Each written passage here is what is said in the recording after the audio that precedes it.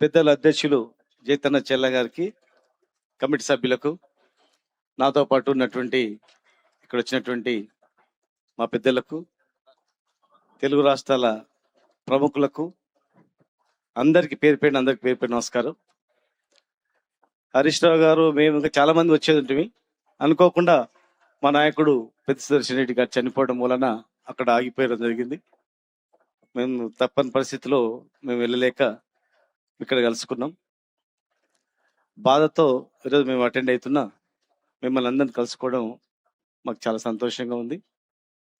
తెలుగు రాష్ట్రాల నుంచి ఎంతో కష్టపడి చదువుకొని అక్కడ అవకాశాలు దొరకక ఇంత దూరం వచ్చి కష్టపడి ఒక్కొక్క మెట్టెక్కి ఎంతో ఉన్నత స్థానాలకు ఎదిగి ఈరోజు ఈ దేశ అభివృద్ధిలో కూడా, దేశ జీడిపిలో కూడా మీ భాగస్వామ్యం ఉండడం, ఎంతో మందికి ఇక్కడ ఆశ్రయం కలిగించడం, ఇక్కడ ఉంటూ కూడా రెండు రాష్ట్రాల్లో గ్రామాల్లో కావచ్చు, ఆ రాష్ట్ర అభివృద్ధిలో కావచ్చు, మీరు కూడా పాలు పంచుకోవడం, కష్టాల్లో సుఖాల్లో అన్నిట్లో మీరు పాలు పంచుకొని మీరు గర్వకారణం కావడం, రేపటి భవిష్యత్తులో యువతకు కూడా మీరు ఒక్కొక్కరి ఎదుగుదల ఒక ఇన్స్పిరేషన్.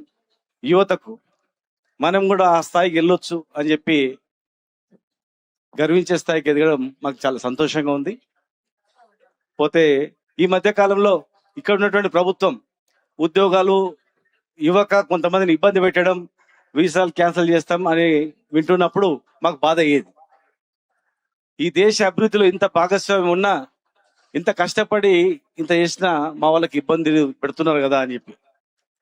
మొన్న ఈ మధ్యలో కొంతమంది ఫోన్ చేసి అన్న అవకాశం లేవని చెప్పినప్పుడు ఈరోజు మా చెల్లెలు కొడుకు కూడా ఉన్నాడు. మా కష్టం ఉంది అన్నప్పుడు హైదరాబాద్ వచ్చేయండిరా బాబు, ఇది కూడా అమెరికాలో ఒక రాష్ట్రం మాదిరిగా హైదరాబాద్ ఎదిగింది.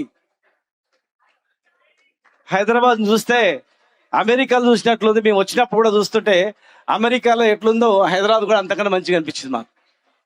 వస్తేప్పుడు మా మహేష్ గారు ఒక ఇంటికి తీసుకెళ్ళిండు, ఒక మిత్రుడింటికి. 3.5 ఎకరాల ఇల్లు ఉంటుంది, పెద్దది. ఎంత ఇల్లు అంటే 20 కోట్లు అన్నాడు.